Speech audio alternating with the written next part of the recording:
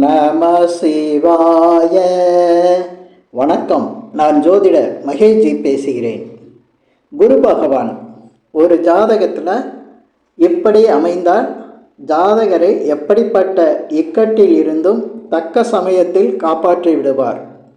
குரு பகவானை நம்ம ஜாதகத்தில் எப்படி சொல்கிறோம்? குரு பகவான்னா சுபகிரகம், முழு சுபர். அதே போல் குரு பார்வை கோடி நன்மை தரும். அதே போல் குரு பார்க்குற இடம் விருத்தியாகும், இப்படிலாம் சொல்கிறோம். அதே போல் குருனா குரு பகவான், ஜாதகத்தில் உள்ள குரு பகவான்னா கடவுள்னு அர்த்தம், இறைவன் அர்த்தம். அது பூர்வ புண்ணிய ஸ்தான அதிபதியாக வரக்கூடியவர் தான் இந்த குரு பகவான். பூர்வ புண்ணிய ஸ்தானாதிபதியாக வரக்கூடிய குரு பகவான் பார்த்திங்கன்னா 5ஆம் இடத்துக்கு வர்றாரு. அதனால தான் கிழமைகளில் பார்த்திங்கன்னா 5வது கிழமையான வியாழக்கிழமையாக வச்சுருக்காங்க. ஏன்னா வியாழன்னா குரு. முதல் கிழமை திங்கக்கிழமைன்னு நினச்சிடாதீங்க, ஞாயிற்றுக்கிழமை தான் ஃபஸ்ட்டு. கிழமைகளில் முதல்ல வர்றது ஞாயிற்றுக்கிழமை, 2வது கிழமை தான் திங்கக்கிழமை, 3வது கிழமை செவ்வாய்க்கிழமை, 4வது கிழமை புதன்கிழமை, 5வது கிழமை தான் வியாழக்கிழமைன்னு சொல்லக்கூடிய குருவோட கிழமை. இந்த கிழமைகள்லையும் அவருக்கு 5ஆவது இடத்தை கொடுத்துருக்காங்க. இது எப்படின்னா குரு பகவானுக்கு எப்போவுமே ஒரு ஜாதகத்தில் லக்னாதிபதியோட எப்படியாவது தொடர்பு கொள்வது, லக்னத்தோட எப்படியாவது குரு தொடர்பு கொள்வது அந்த ஜாதகருக்கு மிகப்பெரிய வலிமைனா அவருக்கு பிரச்சனைகள் இருக்கக்கூடிய நேரத்தில் உதவக்கூடியவங்களை நம்ம எப்படி சொல்லுவோம், கடவுள் மாதிரி காப்பாற்றினார்னு சொல்லுவோம்ல. அதுபோல் குரு பகவான் ஒரு ஜாதகத்தில் லக்னத்தோட எந்த வகையிலையாவது தொடர்பு, லக்னாதிபதியோட தொடர்பு இருந்தால் அவங்களுக்கு பூர்வ புண்ணிய வேலை செய்யும். அந்த பூர்வ புண்ணிய பலத்தில் தான் அவங்களுக்கு குரு அப்படி ஜாதகத்தில் அமைஞ்சிருப்பார். ஆனால் இப்போ நம்ம ஜாதகத்தில் அந்த மாதிரி அமையலைன்னா அந்த ஜாதகருக்கு கஷ்டமானு கேட்டால் கிட்டத்தட்ட 75% பேருக்கு நான் சொல்லக்கூடிய இந்த அமைப்பு இருக்கும். 25% தான் இருக்காது. அது நம்ம வாழ்க்கை நிலையிலே நம்ம பார்க்கலாம். நிறைய பேருக்கு குரு பகவான் மிகப்பெரிய அளவுக்கு நன்மைகளை செஞ்சுக்கிட்டு இருப்பார். அதாவது ஒரு ஜாதகத்தில் நன்மை தீமைங்கிறது சரிசமமாக இருக்கலாம். பிரச்சனைகள் இருக்கும், இக்கட்டான நிலை வரும், கஷ்டங்கள் இருக்கும். ஆனால் எது இருந்தாலும் அது நிவர்த்தி ஆகுமா, சரியாகுமா அப்படின்னு பார்த்தீங்கன்னா அதுக்கு குரு தான் நல்ல பதிலை தருவார். நிவர்த்தி ஆகக்கூடிய அந்த தன்மை இருந்ததுன்னா கண்டிப்பாக ஒருத்தர் வாழ்க்கையில் கஷ்டப்பட்டுக்கிட்டே இருக்கார், அவருக்கு நல்ல நேரம் வருமானா அது குரு பகவானை வச்சு சொல்லலாம். குரு லக்னத்தோட ஏதோ ஒரு வகையில் தொடர்பு கொள்வது, அது எப்படி அப்படிங்கிறத பார்க்கலாம். இப்போ குரு பகவான் லக்னத்தில் இருந்தாலும் சரி, அதே போல் குரு பகவான் லக்னத்தை பார்க்குறதுன்னா இப்போ 5ல் குரு இருந்தால் லக்னத்தை பார்ப்பார். அதே போல் 7ஆம் இடத்துல இருந்தாலும், எந்த லக்னமாக இருந்தாலும் 7ஆம் இடத்துல குரு இருந்தாலும் லக்னத்தை பார்ப்பார். அதே போல் எந்த லக்னமாக இருந்தாலும் லக்னத்துக்கு 9ஆம் இடத்துல இருந்தாலும் குரு லக்னத்தை பார்ப்பார். இதில் 5ஆம் இடத்துல இருக்கிற குரு 9ஆம் பார்வையால் பார்ப்பார். 7ஆம் இடத்துல இருக்கக்கூடிய குரு பகவான் 7ஆம் பார்வையால் பார்த்துருவார். 9ஆம் இடத்துல இருக்கக்கூடிய குரு பகவான் அவருடைய 5ஆம் பார்வையில் லக்னத்தை பார்த்துருவார். இப்படி லக்னத்தை குரு பகவான் பார்க்குறது அந்த ஜாதகருக்கு எவ்வளவு பிரச்சனையாக இருந்தாலும் அந்த பிரச்சனைக்கு உதவக்கூடியதுக்கு யாரோ ஒருத்தர் வருவாங்க. அதே போல் அந்த பிரச்சனை அவருக்கு தானாக முடியும். ரொம்ப இக்கட்டான சூழ்நிலையில் இருந்தால் அந்த பிரச்சனையை அந்த ஜாதகருக்கு சாதகமாக முடிஞ்சிடும், இல்லைன்னா அந்த பிரச்சனையே இல்லாமல் போயிடும். இது ஜாதகத்தை நிறைய ஜாதகர் அவங்களுடைய ஜாதகத்தை பார்த்து தெரிஞ்சுக்கலாம். ஏன்னா அவங்களுக்கு அந்த மாதிரி லைஃப்பில் பல சிக்கல்கள் வந்திருக்கும், பிரச்சனைகள் வந்திருக்கும். ஆனால் அந்த பிரச்சனை எப்படி முடிஞ்சதுன்னே தெரியலை. ஒருத்தர் ஹெல்ப் பண்ணாங்க, நண்பரோ அல்லது உறவினர்களோ இல்லை முன்ன பின்ன தெரியாதவங்களோ அந்த மாதிரி வந்து ஹெல்ப் பண்ணாங்க, அந்த பிரச்சனை எனக்கு சரியாயிடுச்சு அப்படின்னு சொல்லுவாங்க. அது காரணம் அவர் ஜாதகத்தில் உள்ள குரு தான், குரு பகவான் தான் காரணம். அதே போல் லக்னத்துக்கு 6ஆம் இடம் 8ஆம் இடம் இது வந்து குரு பார்வையில் இருக்கிறது. ஒரு ஜாதகத்தில் பார்த்திங்கன்னா ரொம்ப பிரச்சனை கொடுக்கக்கூடிய இடம் வந்து 6ஆம் இடம், அதுக்கடுத்து 8ஆம் இடம். இந்த 6ஆம் இடத்தை நம்ம ருண ரோக சத்ருஸ்தானம்பா. 8ஆம் இடத்தை வந்து ரொம்ப ரொம்ப கஷ்டம், மறைவிடம், தண்டனை, அதே போல் அவமானம், இதே போல் மிக அளவுக்கு முன்னேற்றமே இல்லாத அளவுக்கு ரொம்ப கடுமையான கஷ்டங்களை கொடுக்கறது, எதுலேயுமே தடை, இப்படியெல்லாம் சொல்லக்கூடியது வந்து இந்த 8ஆம் இடம். இதில் 6ஆம் இடங்கிறது கடன், நோய், வம்பு, வழக்கு இதெல்லாம் இருந்தாலும் அதை வந்து ஓரளவு அதுக்கு சொல்யூஷன் இருக்கும், தீர்க்கக்கூடிய பிரச்சனையாக இருக்கும். தீர்க்கவே முடியாத பிரச்சனைகளை வந்து சொல்லக்கூடியது அந்த 8ஆம் இடம். ஒருத்தருக்கு நோய் இருந்ததுன்னா அது மருந்து மாத்திரை டாக்டர்கிட்ட போய் சரி பண்ணுறது 6ஆம் இடம். மருந்து மாத்திரை கொடுத்தோம் டாக்டர்கிட்ட போய் சரியாகாமல் பயமுறுத்துறது 8ஆம் இடம். இந்த அதே நோய் தான். இதே போல் தான் கடன் பிரச்சனை, இதே போல் தான் எதிரிகளும். பலம் குறைந்த எதிரிகள் சமாளிச்சிடலாம், ஆனால் அவன் எதிரி தானா 6ஆம் இடம். எதிர்க்கவே முடியாது, பலம் வாய்ந்த எதிரி அப்படின்னா பயப்படுறது அப்படிங்கிறது 8ஆம் இடம். இந்த இடங்களை குரு பகவான் பார்க்கும்போது எந்த மாதிரி பிரச்சனையாக இருந்தாலும் அது தீர்க்க முடிஞ்சாலும் சரி, தீர்க்க முடியலாட்டியும் சரி, ஆனால் ஜாதகருக்கு சாதகமாக வந்து இந்த குரு பார்வையினால் நல்ல பலன்கள் நடக்கும்.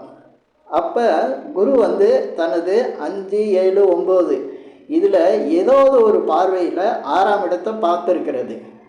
அதே போல் 5, 7, 9 பார்வையில் 8ஆம் இடத்தை, அதாவது லக்னத்துக்கு 8ஆம் இடத்தை, எந்த லக்னத்தில் பிறந்திருந்தாலும் 8ஆம் இடத்தை பார்க்கும்போது அந்த ஜாதகருக்கு பல பிரச்சனைகள் சரியாகும், தடைகள் விலகும்.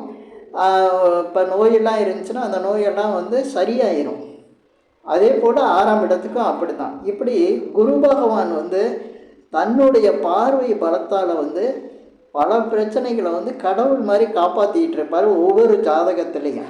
இந்த ஜாதக அமைப்புக்கு குரு பகவான் உங்கள் ஜாதகத்தில் இந்த மாதிரி சாதகமான இடங்களில் வந்து அமைஞ்சிருக்கணும்.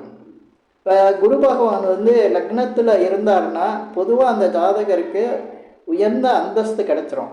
அவர் ஒரு உயர்ந்த நிலைக்கு வந்துடுவார். மற்றவங்க வந்து மதிப்பாக பார்க்குற அளவுக்கு அவருடைய நிலை இருக்கும்.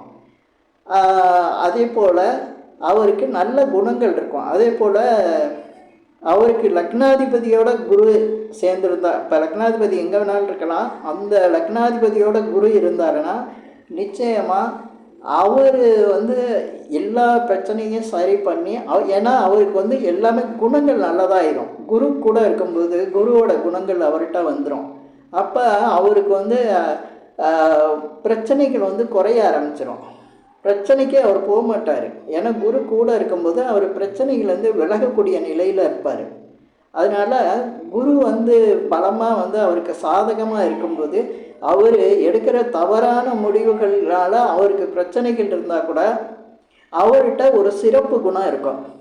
அதாவது மற்றவங்களை மதிக்கக்கூடிய அளவுக்கு ஒரு சிறப்பு குணம் இந்த குருவோட இணைஞ்சிருக்கிற லக்னாதிபதி இருக்கிறவங்களுக்கு இருக்கும்.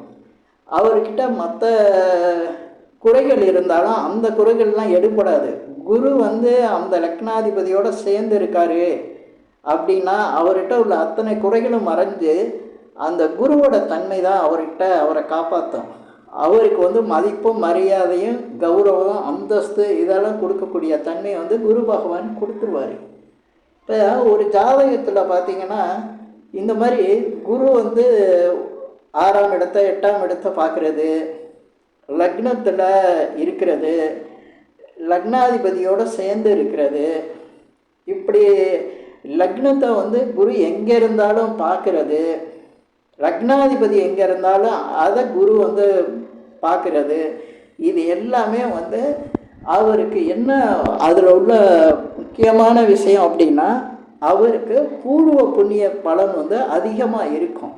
அந்த பூர்வ புண்ணிய பலம் இருக்கேன்னு காட்டுறது தான் குரு பகவானுடைய தொடர்பு.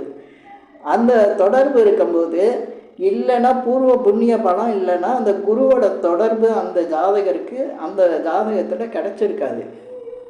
மற்ற விஷயங்கள், மற்ற வளர்ச்சி, அவருடைய செல்வாக்கு, செல்வம் அதெல்லாம் இருந்தாலும் ஒரு இக்கட்டான நேரமோ அல்லது அவருக்கு வந்து ஒரு கஷ்டமான நேரத்துலையோ வந்து உதவக்கூடிய ஒரு கடவுள் வந்து குரு பகவான் தான். அந்த அமைப்பு இருக்கவங்களுக்கு வாழ்க்கையில் வசதி வாய்ப்புகள் இல்லைன்னாலும் மற்ற தொழிலோ மற்றபடி கல்வியோ அவருக்கு சரியான ஒரு அந்தஸ்து, அதாவது அதிகாரமோ எதுவும் இல்லாட்டி கூட அவரை வந்து எல்லாரும் மதிக்கக்கூடிய அளவுக்கு வந்து, அதே போல் அவருக்கு வந்து எந்த கெடுதலும் நடந்துடாமல் காப்பாற்றக்கூடிய தன்மையை வந்து குரு பகவான் வந்து ஜாதகத்தில் அந்த ஜாதகருக்கு செஞ்சுக்கிட்டே இருப்பார். இது வந்து ஒவ்வொரு ஜாதகரும் அவருடைய ஜாதகத்தில் பார்த்தாவே தெரிஞ்சுக்கலாம் குரு பகவான் எந்த அளவுக்கு வந்து ஒரு ஜாதகத்தில் ஒரு ஜாதகரை வந்து காப்பாற்றிக்கிட்டே இருக்கார் அப்படிங்கிறது. இதுக்கு அடுத்து தான் நம்ம வந்து குரு பகவானுடைய அந்த காரகத்துவம், தன்மைகள் இதெல்லாம் பார்க்கணும். ஏன்னா குரு வந்து ஒரு நிதியை சொல்லக்கூடிய, பணத்தை சொல்லக்கூடிய ஒரு பெரும் பணத்துக்கு சொந்தக்காரர், குழந்தைக்காரகர், அதே போல் ஜாதகரை கூட சொல்லக்கூடியவர், இதெல்லாம் நம்ம சொல்லலாம். ஆனால் குருவோட மிகப்பெரிய தன்மை என்னென்னா, எந்த ஒரு ஜாதகருக்கும் எந்த கெடுதலும் நடந்துடாமல் நன்மைகள் மட்டுமே நடக்கக்கூடியதுக்கு காரணகர்த்தாவாக இருக்கக்கூடியவர் குரு பகவான் தான். அதனால தான் எல்லாமே வந்து ஒரு எந்த ஒரு நல்ல விஷயத்துக்கும் குரு பலம் பார்க்குறாங்க. அது குரு பலங்கிறது குரு பார்வையை தான் சொல்கிறாங்க. இப்படி ஒரு ஜாதகத்தில் வந்து குருவோட பலம் வந்து இருந்ததுன்னா நிச்சயமாக அந்த ஜாதகர் எந்த அவருக்கு எதில் கவலை தரக்கூடிய விஷயங்கள் இருக்கோ அந்த விஷயங்கள்லேருந்து அவர் வந்து விடுபடுவார். இறுதியில் ஜெயிக்கக்கூடிய நிலை வந்து அந்த ஜாதகருக்கு இருக்கும். ஏன்னா அந்த ஜாதகருக்கு ஏதாவது ஒரு சிறப்பு அந்தஸ்து அல்லது சிறப்பு குணம் அல்லது சிறப்பான ஒரு தன்மையை வந்து வாழ்க்கையில் வந்து குரு பகவான் அமைச்சு கொடுத்துருவார். அந்த ஒரு தன்மை வந்து அந்த ஜாதகரை உயர்ந்த நிலையில் வைக்கும். மற்றவங்க அவரை பின்பற்றக்கூடிய நிலைக்கு வந்துடுவாங்க. அதாவது பின்பற்றக்கூடிய நிலைக்குன்னா அவர் சொல்கிற வார்த்தையை ஏற்றுக்கக்கூடிய அளவுக்கு இருப்பாங்க. அதனால தான் குருக்கு வந்து வாக்கு பலம்பாங்க. எந்த வார்த்தை சொன்னாலும் மற்றவங்க ஏற்றுக்கக்கூடிய அளவுக்கு இருக்கும். அந்த தன்மை அவருக்கு வந்து வாழ்க்கையில் ஒரு நல்ல பலனை எப்போவுமே கொடுத்துக்கிட்டே இருக்கும். இந்த பதிவில் நான் குரு பகவானை பற்றி சொன்ன விஷயங்கள் உங்களுக்கு பிடிச்சிருந்தா ஷேர் பண்ணுங்கள், லைக் பண்ணுங்கள். அதே போல் இந்த சேனலுக்கு சப்ஸ்கிரைப் பண்ணுங்கள். என்கிட்ட ஜாதகம் பார்க்கணுன்னா மட்டும் கீழே இருக்க என் நம்பருக்கு கால் பண்ணுங்கள். நன்றி, வணக்கம்.